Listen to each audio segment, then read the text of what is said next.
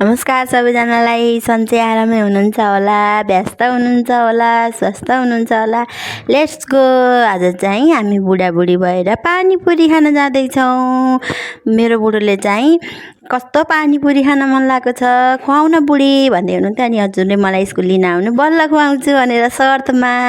अनि पानीपुरीको साथसाथै चाट पनि मगाउनु भयो, किनकि उहाँलाई पैसा तिर्न पर्दैन नि त, तिर्ने त मैले हो। Just apart.